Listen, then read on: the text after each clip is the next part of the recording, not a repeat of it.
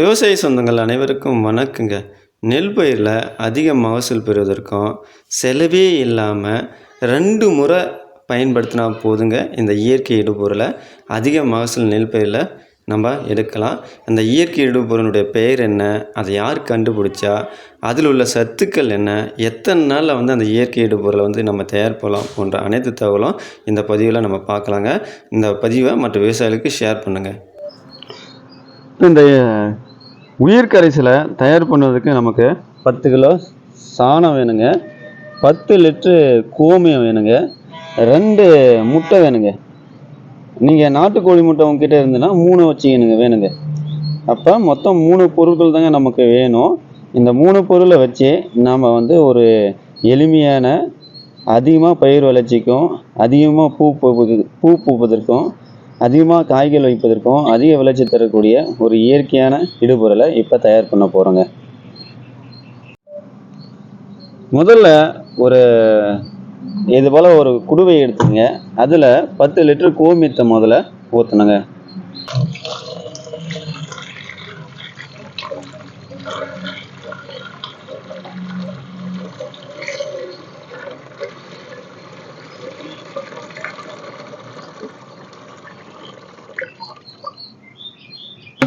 இப்போ 10 லிட்டர் கோமியம் நம்ம ஊற்றிட்டோம்.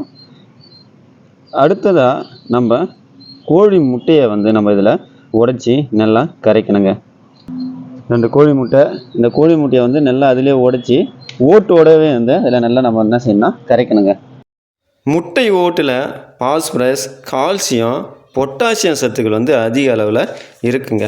அது மட்டும் இல்லைங்க, இந்த பூச்சியை விரட்டுறதுக்கான அமினோ ஆக்சைடும் இந்த முட்டை ஓட்டில் அதிகமாக இருப்பதுனால இது 2 வகையாக நமக்கு பயனை கொடுக்குதுங்க. ஒன்று பயிர் வளர்ச்சிக்கும், இன்னொன்று பூச்சி விரட்டிக்கும் இந்த முட்டை ஓட்டில் அதிக சத்துக்கள் இதில் காணப்படுதுங்க. அடுத்ததாக நம்ம சாணியை இதில் நல்லா கரைச்சி விடணுங்க. எல்லாத்தையுமே போட்டு நம்ம என்ன செய்யணும்னா கரைக்கணுங்க. இந்த கரைசலை கண்டுபிடிச்சவர் சத்தியமூர்த்திங்க. இவர் நாகப்பட்டினம் மாவட்டத்தை சேர்ந்தவர். நம்மாழ்வார், நெல் ஜெயராமன் இவங்க கூட பயணித்தவர் தாங்க இவர் தாங்க தனியாக இந்த கரைசலை கண்டுபிடிச்சிருக்காரு. இந்த உயிர் கரைசலை பேருட்ட நுண்ணூட்டச்சத்தில் அதிகங்க. இந்த கரைசலை கோவை நம்மாழ்வார் ஆராய்ச்சி மையத்தில் கொடுத்து டெஸ்ட் பண்ணி அதில் உள்ள சத்துக்களை என்னென்ன இருக்குதுன்னு சொல்லிட்டு இதை கண்டுபிடிச்சிருக்காங்க. இப்போ இருக்கிற இயற்கை இடுபொருளில் இதுதான் அதிகப்படியான சத்துக்கள் இருக்குதா அந்த ஆய்வு முடிவு தெரிவிச்சிருக்குங்க. நம்ம அந்த 10 கிலோ சாணியை நம்ம அந்த கோமியத்தோடு இணைச்சிட்டோம். இப்போ நல்லா என்ன செய்யணும்னா அது கரைக்கணுங்க. நல்லா ஒன்றும் பயம் இல்லாமல் அதை நல்லா கரைக்கணும்.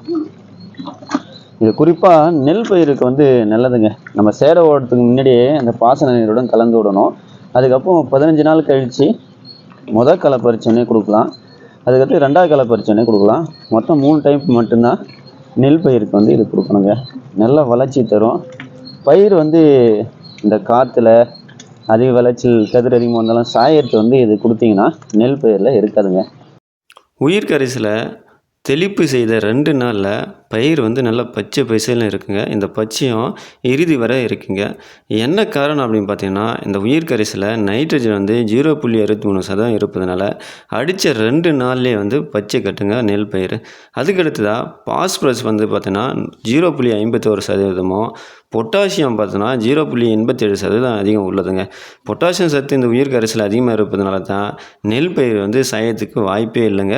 என்ன காற்று அடித்தாலும் நம்ம நெல் பயிர் சாயாது. இதுக்கு காரணம் இந்த உயிர் கரைசலில் பொட்டாசியம் பார்த்தோன்னா 0.87% இருக்குங்க. இது மட்டும் இல்லைங்க, அதிக பூப்பதற்கும் இது நல்ல வளர்ச்சியை கொடுக்குதுங்க. 2 சைடும் 30 சுற்றிட்ட பிறகு ஒரு மூடியை வச்சு மூடி நிழலான பகுதியில் வச்சுனுங்க. இதுபோல் தினமும் ஒரு 6 நாட்களுக்கு ஒரு வேளை இடதுபுறம் 30, வலதுபுறம் 30 ஒரு கோலை விட்டு நல்லா கலக்கி விட்டு 7வது நாள்லேருந்து இது பயன்படுத்தலாங்க.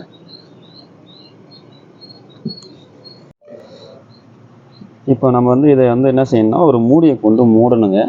நம்ம நல்லா வலதுபுறம் 30, இடதுபுறம் 30 நல்லா கலக்கிட்டோம். இதை மூடி ஒரு நிழலான இடத்துல சேஃப்டியாக நம்ம வைக்கணும். இப்போ வாங்க நம்ம மூடலாம்.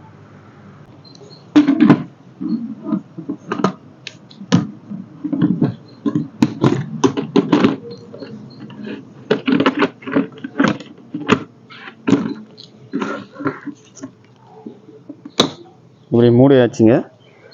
இப்போ இதை ஒரு சேஃப்டியான நிழலான இடத்துல வச்சிடணும். நெல் பயிர் நடவு நட்டு 15வது நாளில் 1 லிட்டர் உயிர் கரைசலுடன் 20 லிட்டர் தண்ணீரை கலந்து மேலே தெளிப்பு செய்யணுங்க.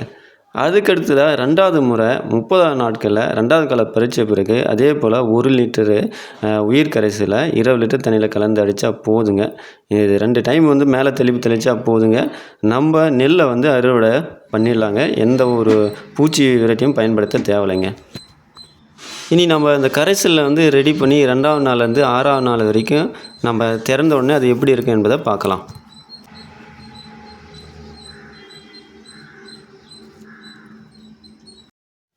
மூணாவது நாளுங்க திறந்து எப்படி வந்து நுண்ணீர் வந்து பொங்கி வர போல் இருக்குது பார்த்தீங்களா.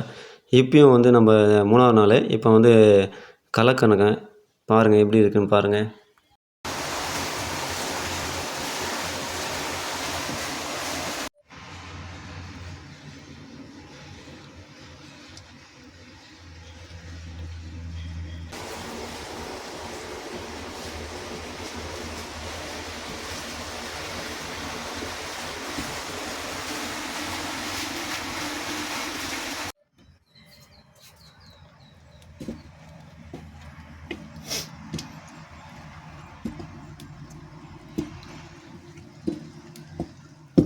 உயிர் கரைசல் ரெடி ஆகிடுதுங்க. 7வது நாள் நம்ம இதை பாசன நீரோடு கலந்து விடலாம். நீங்கள் இது என்ன செய்யலாம்னா ஒரு ஜக்கில் மொண்டு பாசன தண்ணி போகிறதுல கொஞ்சம் கொஞ்சமாக விட்டு அதை நிலம் முழுவதும் பரவிடுங்க. நாங்கள் 200 லிட்டர் பாரில் வந்து டேப் வச்சுருக்கோம்.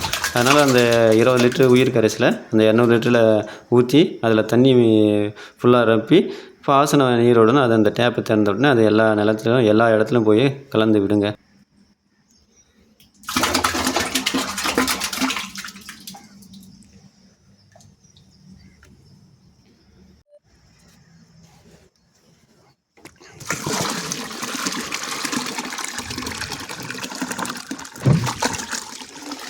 இந்த பதிவு உங்களுக்கு பிடிச்சிருந்தா லைக் பண்ணுங்கள், ஷேர் பண்ணுங்கள், மறக்காமல் நம்ம சேனலை சப்ஸ்கிரைப் பண்ணுங்கள். நன்றிங்க.